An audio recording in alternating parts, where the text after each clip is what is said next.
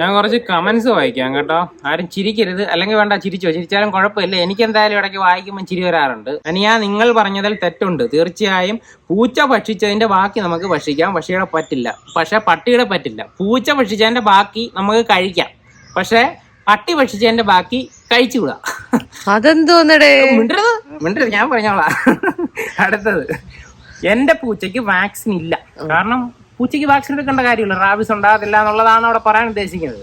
വവ്വാൽ കടിച്ച മാങ്ങ കഴിക്കുന്ന കാലത്ത് ആർക്കും ഒന്നും ഉണ്ടായിരുന്നില്ല. ഇപ്പോൾ എവിടെ നിന്നു വന്നു ഈ നിപ്പ? കൊറോണയ്ക്ക് വാക്സിൻ ഇത്ര പേർ എടുത്തിട്ടു, എന്നിട്ട് അവർക്ക് വന്നില്ലേ? മരണപ്പെട്ടവരില്ലേ?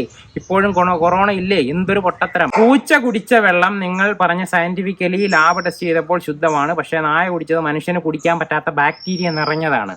പൂച്ച ക്ലീൻ, പട്ടി പ്രശ്നക്കാരൻ. ഓക്കെ, പൂച്ച നോർമൽ ആയിട്ട് അതിന്റെ വായിൽ നിന്നൊരു സ്രവമല്ല ചേട്ടാ, സ്രവം എന്നാണ് പറയുന്നത്. ഓക്കെ, അത് ടൈപ്പിംഗ് മിസ്റ്റേക്ക് ആയിരിക്കും. സ്രവം പുറപ്പെടുവിപ്പിക്കുന്നില്ല. ഈ മനുഷ്യരുടെ ഉൾപ്പെടെ എല്ലാ സസ്തനികളുടെയും വായിൽ ഒരു സ്രവം ഉണ്ടാകുന്നുണ്ട്. അതാണ് ഉമിനീര് എന്ന് പറയുന്നത്. അടുത്തത് നീണ്ട ഒരു കമന്റ് ആണ്. എൻ്റെ ഫസ്റ്റ് പാർട്ടിൽ വിശ്വാസമാണ്. വിശ്വാസത്തെ നമുക്ക് വിഷയമില്ല. പന്നി നായയെ തൊട്ടാൽ 7 പ്രാവശ്യം കഴുകണം എന്നുള്ള നിയമം തന്നെയാണ്. അത് പോട്ടെ, അത് മത നിയമം നമ്മൾ പറയുന്നത്. ഇനി ശാസ്ത്രീയ വീക്ഷണം നോക്കുക, അവിടെ മുതൽ പറയാം. പട്ടിയുടെ മേലും പന്നിയുടെ മേലും ബാക്ടീരിയകളുടെയും വൈറസുകളുടെയും ഒരു കൂടാരമാണ്. കൂടാരം എന്ന് പറയുന്നത് ഓക്കെ പോട്ടെ, കൂടാരമാണ്. അത് മണ്ണ് കലക്കിയ വെള്ളം കൊണ്ട് തന്നെ നശിപ്പിക്കാൻ കഴിയുമെന്ന് മെയിനായിട്ട് മണ്ണിന്റെ കാര്യം പറഞ്ഞേക്കുന്നത്, മണ്ണിന്റെ ഗുണഗണങ്ങളെ കുറിച്ചിട്ട്. പൂച്ചയെ പേയുള്ള പട്ടി കടിച്ചാൽ മാത്രമേ പേവിഷബാധ ഉണ്ടാകൂ. പൂച്ചകടിയേറ്റ് താങ്കളുടെ അറിവിൽ ആർക്കെങ്കിലും പേവിഷബാധ ഉണ്ടായിട്ടുണ്ടോ? നമ്മൾ ആരൂനെയും കൊണ്ട് വാക്സിൻ എടുക്കാൻ പോയപ്പോ 2-3 പേരില്ലായിരുന്നു. അതിന്റെ ഡേറ്റ നമ്മൾ കഴിഞ്ഞ വീഡിയോയിലെ പറഞ്ഞിട്ടുണ്ടായിരുന്നു. കേരളത്തില് ഡോഗിന്റെ കടിയെക്കാട്ടില് കൂടുതൽ വാക്സിൻ എടുത്തോണ്ടിരിക്കുന്നത്. കാരണം ആരൂന്റെ കൂടെ പോയപ്പോ 3-4 പേരെ കമന്റ് വായിച്ചു പോട്ടെ. നായയിൽ നിന്നും ഉണ്ടാകുന്നതും പൂച്ചയിൽ നിന്നും ഉണ്ടാകാത്തതുമായിട്ടുള്ള 2 രോഗങ്ങൾ ബ്രൂസിലോസിസ്, ലെപ്റ്റോസ്പൈറോസിസ്. ഇത് രണ്ടും ബാക്ടീരിയ മൂലം ഉണ്ടാകുന്ന രോഗങ്ങളാണ്. അത് ഞാൻ കഴിഞ്ഞ വീഡിയോയിൽ ചോദിച്ചായിരുന്നു, ഏതെങ്കിലും അസുഖങ്ങൾ പൂച്ചയിൽ നിന്ന് മാത്രം ഉണ്ടാകുകയും നായയിൽ നിന്ന് മാത്രം ഉണ്ടാകുകയും പൂച്ചയിൽ നിന്ന് ഉണ്ടാകും. ഈ ഇട്ടേക്കുന്ന 2 അസുഖങ്ങളും പൂച്ചയിൽ നിന്നും ഉണ്ടാകും. നായ, പന്നി ഇവയെ തൊട്ടാൽ മാത്രം എന്നത് ശാസ്ത്രീയമായി തെളിയിക്കപ്പെട്ടിട്ടുള്ളത്. അതായത് ആടിനെ തൊട്ടാലോ, കോഴിയെ തൊട്ടാലോ, പൂച്ചയെ തൊട്ടാലോ, പശുവിനെ തൊട്ടാലോ, മനുഷ്യനെ തൊട്ടാലോ ഒന്നും ബാധകമല്ല. നായയോ പന്നിയെ തൊട്ടാൽ മാത്രം ശാസ്ത്രീയമായി. അവിടെ ശാസ്ത്രീയം വന്നോണ്ടാണ് നമ്മളിവിടെ ഇട്ടേന്ന് പറയുന്നത്. നായയുടെ വായിലും മൂക്കിലും നിന്നും വരുന്ന ദ്രാവകത്തിൽ അതിമാരകമായ അണുക്കളുണ്ട്. അത് വലിയ രോഗത്തിനിടയാക്കും. അതുകൊണ്ടാണ് നായയുടെ ഭാഗങ്ങളിൽ തൊട്ടാൽ 7 തവണ കഴുകണമെന്നും അതിലൊരു പ്രാവശ്യം മണ്ണ് കൊണ്ട് കഴുകണമെന്നും പറഞ്ഞിട്ടുള്ളത്.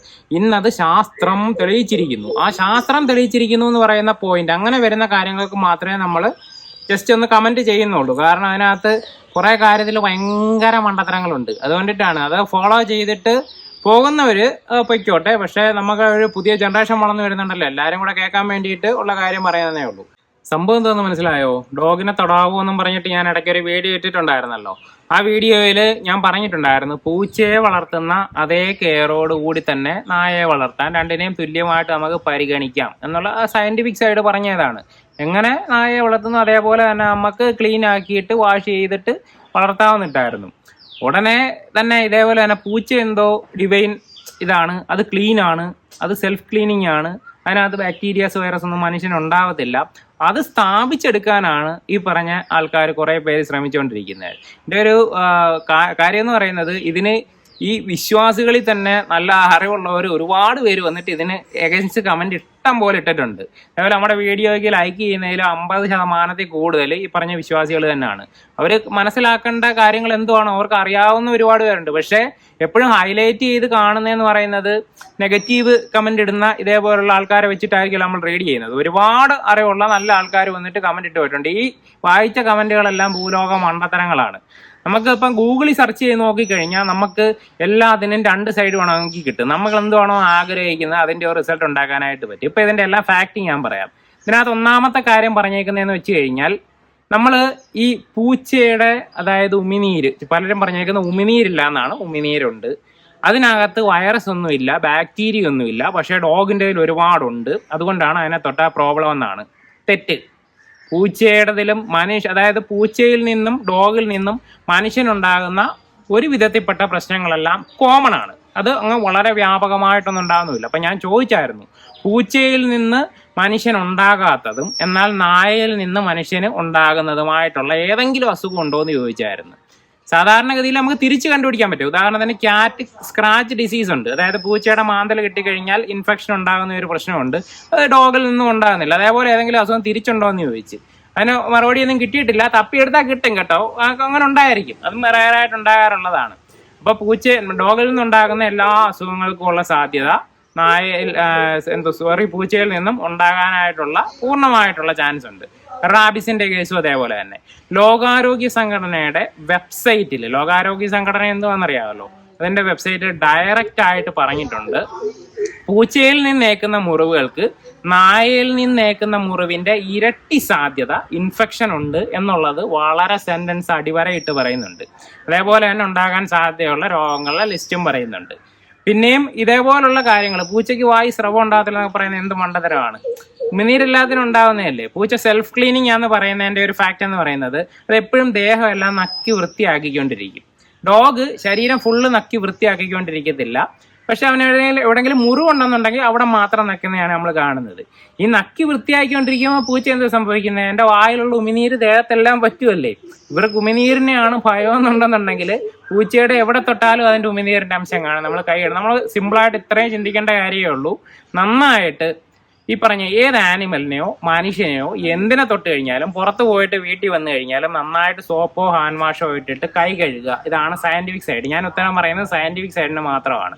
മണ്ണ് ശാസ്ത്രീയമായിട്ട് തെളിയിക്കപ്പെട്ടിട്ടുള്ളതാണെന്നൊക്കെയാണ് പറയുന്നത്. ചുമ്മാതാണ്, ഒരു കാര്യവുമില്ല. മണ്ണിൽ നിന്നും മനുഷ്യനുണ്ടാകുന്ന ഒരുപാട് അസുഖങ്ങൾ ലിസ്റ്റ് ചെയ്തിട്ടുണ്ട്. അതും ലോകാരോഗ്യ സംഘടനയുടെ വെബ്സൈറ്റ് തന്നെ റെഫർ ചെയ്ത് നോക്കുക. ഗൂഗിളിൽ തപ്പി നമുക്ക് ആഗ്രഹമുള്ളത് കണ്ടുപിടിക്കാതെ അതിനാരാണോ അതോറിറ്റി, ലോകാരോഗ്യ സംഘടനയല്ലേ നമുക്ക് വേണ്ടുന്ന നിർദ്ദേശങ്ങൾ ഓരോ അസുഖത്തിനെതിരെ തേടുന്നത്. മണ്ണിൽ നിന്നും മനുഷ്യനുണ്ടാകുന്ന ഒരുപാട് രോഗങ്ങളുണ്ട്, അതെല്ലാം ലിസ്റ്റ് ചെയ്തിട്ടുണ്ട്. ഏകദേശം ഒരു 1.5 ബില്യൺ ആൾക്കാർക്ക് വർഷാവർഷം മണ്ണിൽ നിന്നുള്ള അസുഖങ്ങൾ ഉണ്ടാകുന്നുണ്ട്. മണ്ണിൽ നിന്നുമാണ് നമ്മുടെ ശരീരത്തിൽ വിര കയറുന്നത്. കുഞ്ഞു ക്ലാസ്സിൽ തന്നെ പഠിച്ചിട്ടില്ലേ, മണ്ണിൽ കളിച്ചു കഴിഞ്ഞാൽ എന്തോ കൈ കഴുകും, ശരിയല്ലേ? മണ്ണ് വെച്ചിട്ടാ ക്ലീൻ ചെയ്യുന്നുണ്ടെങ്കിൽ പിന്നെ കൈ കഴുകേണ്ട ആവശ്യം എന്തുവാണ്? മണ്ണിൽ അത്യാവശ്യം പാരസൈറ്റുകളുടെ എല്ലാം മുട്ടയും എല്ലാം ഉണ്ടായിരിക്കും. നമ്മുടെ നഖത്തിന്റെ എല്ലാം ഇടയ്ക്ക് അഴുക്കുണ്ടാകും. അതുകൊണ്ടിട്ട് നഖം വെട്ടണം, കൈ കഴുകണമെന്നൊക്കെ പറയാറില്ലേ. അതെല്ലാം മണ്ണിൽ നിന്നും മനുഷ്യനുണ്ടാകുന്നതാണ്. ഇനി സിലിക്കോസിസ് പോലുള്ള ശ്വാസകോശ രോഗങ്ങൾ, അതേപോലെ മണ്ണിൽ നിന്നും ഉണ്ടാകുന്ന ഒരുപാട് അസുഖങ്ങളുണ്ട്. പിന്നെ ഈ പറഞ്ഞതുപോലെ തന്നെ മണ്ണ് വേണമെന്നുണ്ടെങ്കിൽ മണ്ണ് വെച്ചിട്ട് വേണമെന്നുണ്ടെങ്കിൽ അത്യാവശ്യമാണെന്നുണ്ടെങ്കിൽ കൈ വൃത്തിയാക്കിയിട്ട് അതിനുശേഷം സോപ്പിട്ട് കൈ കഴുകാം. അങ്ങനെ ഒരു ഓപ്ഷൻ വേണമെന്നുണ്ടെങ്കിൽ, അത്യാവശ്യമാണെന്നുണ്ടെങ്കിൽ ഉപയോഗിക്കാം. ഒരു ശാസ്ത്രീയമായിട്ടുള്ള രേഖകളിലും ഈ പറഞ്ഞതുപോലെ തന്നെ ഈ സോപ്പിനോ ഹാൻഡ് വാഷിനോ അത്രയ്ക്ക് തുല്യമായിട്ടുള്ള ക്ലീനിങ് പവർ മണ്ണിനുണ്ട് എന്നുള്ളത് തെളിയിക്കപ്പെട്ടിട്ടില്ല. ചുമ്മാ തള്ളുവാണ്, ഒരു കാര്യവുമില്ല. ഇത് അവർക്ക് ആഗ്രഹമുള്ള എന്തുവാണോ അതിനകത്ത് ശാസ്ത്രത്തിന്റെ പേര് പറഞ്ഞാൽ കയറ്റുവാണ്. നമ്മൾ ശാസ്ത്രീയം എന്ന് പറഞ്ഞിട്ട് എന്തോ ഇട്ട് കഴിഞ്ഞാലും ആർക്ക് വേണമെങ്കിലും ക്വസ്റ്റ്യൻ ചെയ്യാം. വിശ്വാസം എന്ന് പറഞ്ഞിട്ട് നമ്മൾ ക്വസ്റ്റ്യൻ ചെയ്യത്തില്ല. അത് ഓരോരുത്തരുടെയും പേഴ്സണൽ ചോയ്സാണ്. പക്ഷേ ശാസ്ത്രീയം എന്നും പറഞ്ഞിട്ട് കഴിഞ്ഞാൽ അതിനൊരു ബേസിക് അടിത്തറയുണ്ട്. അത് വെച്ചിട്ട് നമുക്ക് സംശയം ചോദിക്കാം, ഉത്തരം തരുന്ന ഉത്തരം തെറ്റാണെന്നുണ്ടെങ്കിൽ വീണ്ടും ചോദിക്കും. നമുക്ക് എപ്പോഴാണോ അതിൻ്റെ ഡൗട്ട് തീരുന്നത് അതുവരെ ചോദിച്ചുകൊണ്ടേയിരിക്കും. അപ്പോൾ ഇത് രണ്ടും കൂടെ കൂട്ടിക്കുഴയ്ക്കേണ്ട കാര്യമില്ലല്ലോ. എൻ്റെ വിശ്വാസം ഇതാണ്, അതാണ് ഞാൻ ചെയ്യുന്നതെന്ന് പറഞ്ഞു കഴിഞ്ഞാൽ ആരും ചോദ്യം ചെയ്യത്തില്ല. പക്ഷെ ഇതാണ് സയന്റിഫിക് എന്ന് പറഞ്ഞിട്ട് നമ്മൾ ഈ കമന്റ് വായിക്കുന്നവരിലേക്ക് ആ ഒരു ഐഡിയ തള്ളി വെക്കേണ്ട കാര്യമില്ല. സിമ്പിളാണ്. ഈ പറഞ്ഞതുപോലെ തന്നെ നമ്മളിപ്പോൾ ഞാൻ ഒരു ഡോഗിനെ തൊട്ട് കഴിഞ്ഞാൽ നമ്മൾ നല്ലോണം കൈ കഴുകിയതിന് ശേഷം ബാക്കിയുള്ള കാര്യങ്ങൾക്കായിട്ട് പോകുക, ഇത്രയേ ഉള്ളൂ. ഇപ്പോൾ റാബീസിൻ്റെ ഒക്കെ കേസ് എടുത്തു കഴിഞ്ഞാലും ഞാൻ നേരത്തെ കഴിഞ്ഞ വീഡിയോയിൽ പറഞ്ഞായിരുന്നു, ഇപ്പം ഞാനിവിടെ ഡോഗിനെ വളർത്തുമ്പോൾ എൻ്റെ ഒരു ഏരിയയ്ക്കകത്താണ് വളർത്തുന്നത്. റാബീസ് നമ്മുടെ ഡോഗിന് ഉണ്ടാകണമെന്നുണ്ടെങ്കിൽ അത് വാക്സിനേറ്റഡ് അല്ലാതിരുന്നത് തന്നെ ഈ പറഞ്ഞതുപോലെ റാബീസ് ഉള്ള ഒരു ആനിമൽ വന്ന് കടിക്കണം. അങ്ങനെ ഒരു സാഹചര്യത്തിൽ മാത്രമേ ഉണ്ടാകത്തുള്ളൂ. അതിന് ഡോഗിനെക്കാട്ടി കൂടുതൽ സാധ്യത ആർക്കാണ്? നമ്മളുടെ അതിർത്തി വിട്ട് കറങ്ങി നടക്കുന്ന ക്യാറ്റിനാണ് കൂടുതലുള്ളത്. ക്യാറ്റിന് കൂടുതലുള്ളതിൻ്റെ ഒരു റീസൺ എന്ന് വെച്ച് കഴിഞ്ഞാൽ ക്യാറ്റ് മരത്തിലോട്ടൊക്കെ കയറിപ്പോവുകയൊക്കെ ചെയ്യും. മരത്തിൽ എന്തൊക്കെ ഉണ്ട്? മരപ്പട്ടി, വവ്വാല്, ഇതെല്ലാം പ്രൈമറി സോഴ്സുകളായിട്ട് പറയുന്നതാണ്. ഈ പറഞ്ഞ റാബീസിന്റെ വവ്വാലൊക്കെ പ്രൈമറി സോഴ്സാണ്, അതിൻ്റെ ഒരു ഉറവിടമായിട്ട് തന്നെ കണക്കാക്കാവുന്നതാണ്. അപ്പം ആ മുകളിൽ മരത്തിലുള്ള ആ ഒരു വവ്വാലിൽ നിന്ന് ചിലപ്പോൾ പൂച്ചയിൽ നിന്ന് ഡോഗിലേക്കോ ഒക്കെ വരാനുള്ള സാധ്യത ഇതിനെക്കാട്ടി കൂടുതലാണ്. സേഫായിട്ട് നമ്മുടെ വീട്ടിൽ വളർത്തുന്നതിന് ആ ഒരു പ്രശ്നം വരത്തില്ല. ഇനി തന്നെ നോക്കുക, റാബീസ് ഫ്രീ കൺട്രീസ് ഉണ്ട്. റാബിസ് ഇല്ലാത്ത രാജ്യങ്ങളുണ്ട്. ഓസ്ട്രേലിയയൊക്കെ ഉദാഹരണമാണ്. ഒരുപാട് യൂറോപ്യൻ രാജ്യങ്ങളുണ്ട്. ഓസ്ട്രേലിയയിലൊക്കെ 48% വീടുകളിൽ മിനിമം ഒരു ഡോഗ് ഉണ്ട്. അവിടെ അവർക്ക് ഒരു പട്ടി കടിച്ചാൽ തന്നെ അവർക്ക് വാക്സിൻ എടുക്കേണ്ട കാര്യമില്ല, ആൻറ്റി റാബിസ് വാക്സിൻ എടുക്കേണ്ട കാര്യമില്ല. കാരണം അത് റാബിസ് ഫ്രീ കൺട്രിയാണ്. മനസ്സിലായല്ലേ? അതേപോലെ തന്നെ യുഎസിലെയും കാര്യം പറഞ്ഞായിരുന്നു. ഒരു വിധത്തിൽപ്പെട്ട എല്ലാ വീട്ടിലും ഡോഗ്സ് ഉണ്ട്. അവിടെ ഡോഗിൽ നിന്നും റാബിസ് ഉണ്ടാകുന്ന കേസിന്റെ 6 ഇരട്ടി പൂച്ചയെന്ന് റിപ്പോർട്ട് ചെയ്തിട്ടുണ്ട്. കഴിഞ്ഞ വർഷം 2022 ബ്രസീലിൽ പൂച്ചയിൽ നിന്നുള്ള റാബിസ് അവർ നമ്പർ 1 ത്രെട്ടായിട്ട് അനൗൺസ് ചെയ്തായിരുന്നു, വളരെ എണ്ണം കൂടുന്നത് കാരണമായിട്ട്. അതുകൊണ്ട് ഞാൻ പറയുന്നതെന്ന് വെച്ച് കഴിഞ്ഞാൽ ഡോഗിനെക്കാട്ടിൽ അപകടകാരിയാണ് പൂച്ച എന്നൊന്നുമല്ല. പൂച്ചയ്ക്ക് അതിനുള്ള സാധ്യത ഉണ്ടെന്ന് മനസ്സിലാക്കുക. ഞാൻ പറയാനുള്ള റീസൺ, ഒരാൾ ഞാൻ എൻ്റെ പൂച്ചയ്ക്ക് വാക്സിൻ എടുക്കുന്നില്ല, അതുകൊണ്ടിട്ട് എനിക്കൊരു കുഴപ്പമില്ല എന്നൊക്കെ പറഞ്ഞ് കമൻറ്റ് ഇട്ടിട്ടുണ്ട്. ഇതേ തന്നെ അടുത്ത തലമുറയ്ക്കും പാസ് ചെയ്ത് കൊടുത്തു കഴിഞ്ഞാൽ അവരും വാക്സിൻ എടുക്കാൻ പൂച്ച വളർത്തത്തില്ലേ. നിങ്ങൾ മസ്റ്റായിട്ട് ഡോഗിന് എങ്ങനെ വാക്സിൻ എടുക്കുന്നോ അതേപോലെ തന്നെ പൂച്ചയ്ക്കും വാക്സിൻ എടുക്കണം, തീർച്ചയായിട്ടും എടുക്കണം. അങ്ങനെയുള്ള കേസുകൾ നിങ്ങൾ കണ്ടിട്ടുണ്ടോ എന്നും ചോദിച്ചൊരു കമൻറ്റ് ഉണ്ട്. കഴിഞ്ഞ വർഷം ഉണ്ടായിരുന്നല്ലോ, നമ്മൾ വീഡിയോയൊക്കെ ചെയ്തതാണ്. പൂച്ച മാന്തിയിട്ട് റാബിസ് വന്ന് മരണം കേരളത്തിൽ ഉണ്ടായിട്ടുണ്ട്. അപ്പോൾ ഇതിൻ്റെ ഒരു സാധ്യതാ ലിസ്റ്റിൽ നിന്ന് ഒഴിവാക്കാതിരിക്കുക. ഇതിനെ രണ്ടിനെയും വെറുക്കണമെന്നല്ല കേട്ടോ നമ്മൾ പറയുന്നത്. ഇതിനെ രണ്ടിനെയും കെയർ ചെയ്യുമ്പോൾ ഒരേ രീതിയിൽ കെയർ ചെയ്യുക. അതേപോലെ തന്നെ മനുഷ്യനെയും കെയർ ചെയ്യുക. മനുഷ്യനിൽ നിന്ന് മനുഷ്യരിലോട്ട് വരെ എന്തെല്ലാം അസുഖങ്ങളുണ്ട്. നമ്മളൊരു ആശുപത്രിയിൽ ഒരു രോഗിയെ കാണാൻ പോകുന്നു, രോഗിക്ക് ഒരു ഷേക്കാനും കൊടുത്ത് അയാളെ തടവിയിട്ട് വന്നിട്ട് നമ്മൾ ഹാൻഡ് വാഷ് ചെയ്തിരിക്കണം, കൈ കഴുകണം.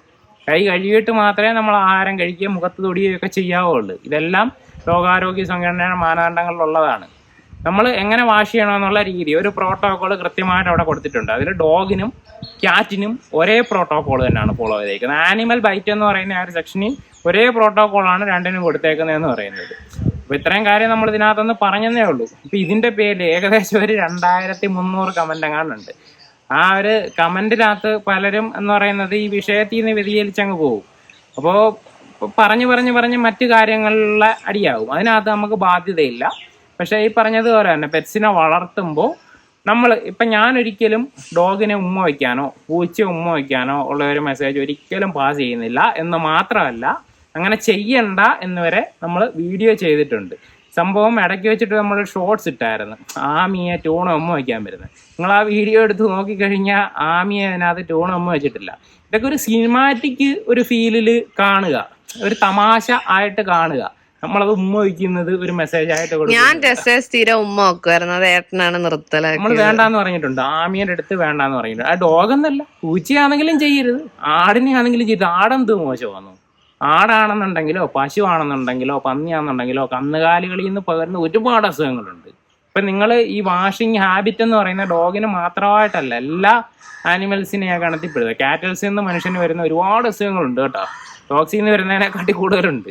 നമ്മൾ വവ്വാലിനെ ഈ ലിസ്റ്റിൽ നിന്ന് അല്പം അങ്ങ് മാറ്റി നിർത്തിയേക്കുക കേട്ടോ.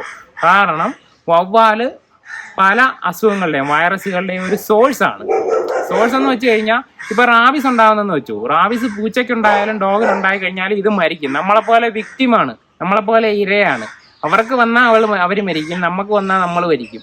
പക്ഷേ ഈ ബാറ്റ് എന്ന് പറയുമ്പോൾ ഇപ്പം നിപ്പ വൈറസ് ഒരു എക്സാമ്പിളായിട്ട് എടുക്കുക. നിപ്പ വൈറസ് ബാറ്റിനുണ്ട്, അത് അതിനെ കൊണ്ട് നടക്കുവാണ്, ജീവിതകാലം മൊത്തം കൊണ്ട് നടക്കുവാണ്. പക്ഷെ അതിന് വല്ല പ്രശ്നമുണ്ടോ? ഇല്ല. അതുപോലുള്ള ഒരുപാട് വൈറസുകളുടെ ഉറവിടമാണ് ബാറ്റ് എന്ന് പറയുന്നത്. അപ്പം ബാറ്റിനെ ഈ പറഞ്ഞതുപോലെ തന്നെ നമുക്ക് ഓമനമൃഗമാക്കാനൊന്നും പറ്റത്തില്ല.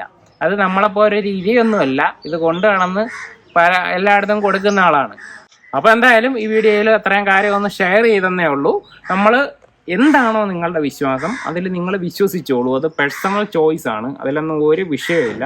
പക്ഷെ നമ്മൾ ശാസ്ത്രത്തിനെ കൂട്ടുപിടിച്ച് അത് കൊണ്ടുപോകാതിരിക്കുക. ഇതാണ് ശാസ്ത്രം അത് തെളിയിച്ചിട്ടുണ്ട്. നിങ്ങൾ അങ്ങനെ ഒന്ന് ഒരു കമൻറ്റ് ചെയ്യുമ്പോൾ അത് റെഫർ ചെയ്തിട്ട് ആരെങ്കിലും പറഞ്ഞത് കേട്ടിട്ട് അങ്ങ് തള്ളാതെ അതിനകത്ത് ഫാക്റ്റ് ഉണ്ടോ എന്ന് നോക്കുക.